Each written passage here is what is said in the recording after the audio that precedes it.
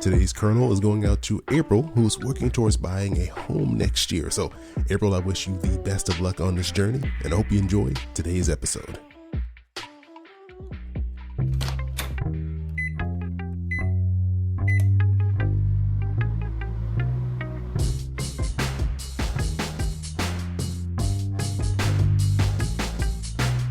Hey, this is Chris. Hope you're doing well, and welcome to Popcorn Finance, the show where we discuss finance and about the time it takes to make a bag of popcorn. Earlier this summer, I started joining Natalie Lizarraga, who is a host for NBC LX, for a weekly segment where we talk about the personal finance issues that we all care about, similarly to what I do here on the podcast. And recently, we got into a conversation about why so many millennials are feeling financially insecure right now. And I'd actually love to hear your thoughts on this as well. So take a listen to this clip from our conversation and let me know your thoughts. Chris Browning, welcome. So happy to have you on Current. How you doing? Hey, I'm doing well. Thanks for having me. Okay, so we're talking about money here. Let's start with some of the barriers that are kind of holding millennials back from really being able to feel comfortable with their spending. I know I am not. Yeah, I feel like there's so many things that we have to deal with in this just generation.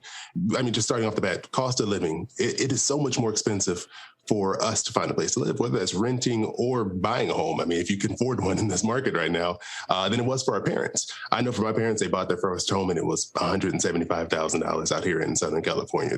I don't think I can get a bathroom for $175,000 out here these days.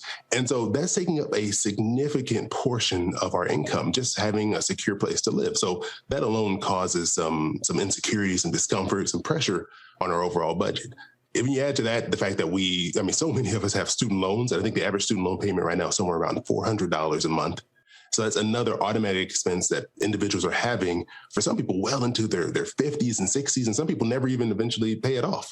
And then you tack on that just the overall responsibility for covering our retirement, because pensions don't really exist as an option for us in many situations. There's just a lot of pressure on our bank accounts and our wallets that give us this feeling of insecurity, like we don't have enough, or we can't spend how we would like to. Yeah, so many of those that you mentioned seemed overwhelming and very heavy when it comes to millennials and trying to save money. There's been studies that said before the pandemic, millennials were actually kind of gaining some ground when it comes to saving. Do you think that the uncertainty of the last 18 months has a lot of people being like, oh, I probably should do that if they haven't saved before?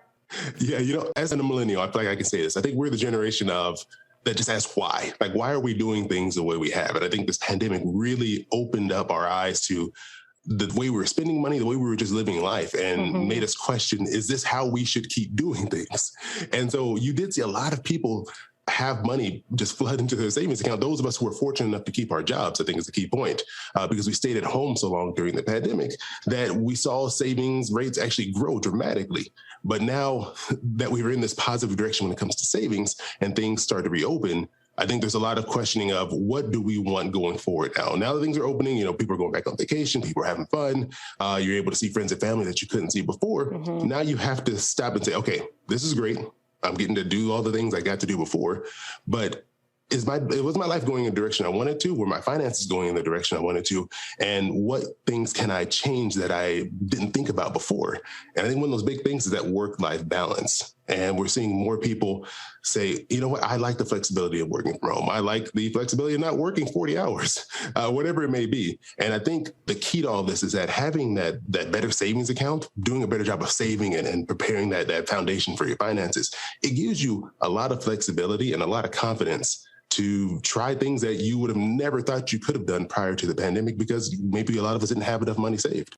Yeah, and you start dipping into savings. You talk about the world opening up, all those Ubers and those bottomless mimosa brunches start to add up. You're excited to get out again, travel with your friends. Got to keep in mind to save your money. Now, the tools, they're there for us. The 401k plans, the employee stock options, all of those things. How can we really maximize what it is we're looking to save?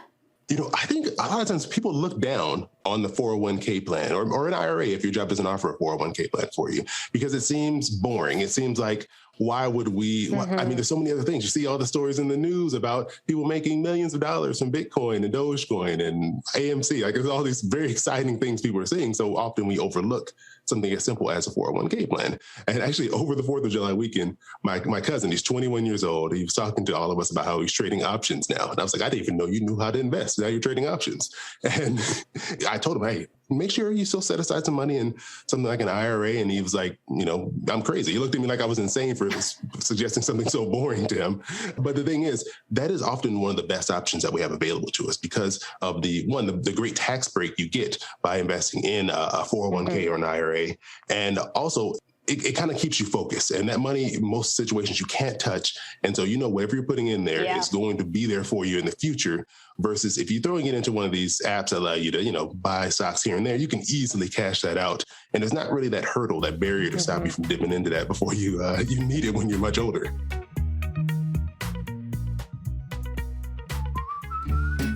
I host another podcast called This is Awkward along with my co-host Allison. And on this show, we discuss your awkward money situations like this one right here. I know it's become more commonly accessible to discuss finances openly for things like pay, but recently I had a friend who asked how much I make. My go-to response has always been, oh, I make enough, or I'm comfortable. I keep it vague because I don't want others to feel like crap if they make less, or expose myself to be taken advantage of financially. Normally, people kind of take the hint that I don't want to discuss this and back off. Not this friend. This friend pushed back and said, I didn't ask if you were comfortable. I asked for a number. So if you want to find out how we would handle this awkward money situation, or you want to send in your own situation for us to discuss on the podcast, search for This is Awkward on the podcast app you're listening to this show right now, or go to the show notes to find the link. Talking about that rise of retail investing, how risky can it be for someone who's looking to kind of give their spending and their savings a jolt? It can be extremely risky. And I think with all investing, whether it's in your retirement account as well, there's always risk tied to investing because there's no guarantee that it's going to go up. It's not backed by a bank account by the FDIC, where if something were to happen to the bank, the government guarantees that you'll get your money back up to a certain amount.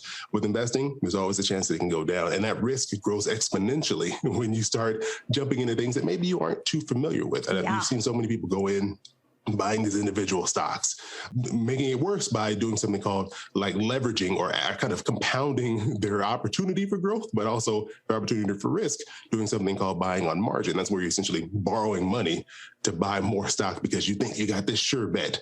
And yes, there are a handful of people who have done extremely well with this, but there are a lot more stories of those people who did horribly well and ended up in a very tough position when all this was said and done. Yeah, and it definitely gets more risky the more money you put in. It's like gambling. It's like gambling to me.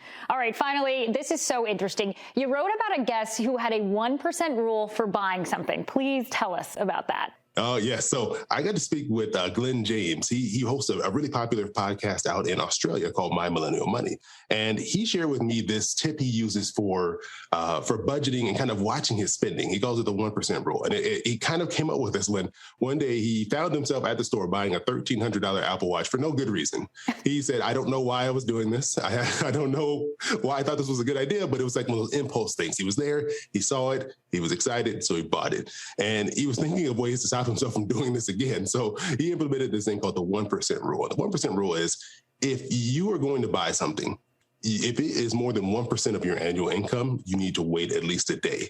So for example, if you make $60,000 a year, if your purchase is $600 or more, you need to wait. He's like, just sleep on it. Take a nap, go to sleep for the day and wake up and see if you still want it, because we're bombarded with so many things that look great to buy. I mean, there's TikTok, there's Facebook and Instagram, there's Amazon, there's all these ways to make these really quick, almost instantaneous purchases.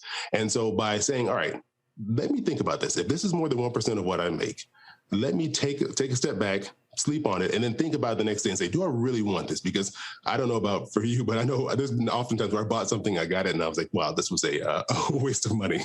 Yes, that has happened to me many times. So much so that my director just got Mayor and said, I hope you're listening. So I am your number one consumer right now of all of this information. Chris Browning, host of Popcorn Finance. Gotta thank you so much, and so much personally, for giving us this information today. Thanks so much for having me. And like I said at the top of the episode, I want to know your thoughts on our conversation. So if you're not already following me over on Instagram, come on over, just look for Popcorn Finance Podcast, or you can send me an email to questions@popcornfinance.com. I love to hear your thoughts on this topic. As always, I appreciate you joining me here for yet another bag of popcorn. I hope you have an amazing rest of your week, and I'll talk to you soon. Your boy keep it poppin' like Mary Poppins.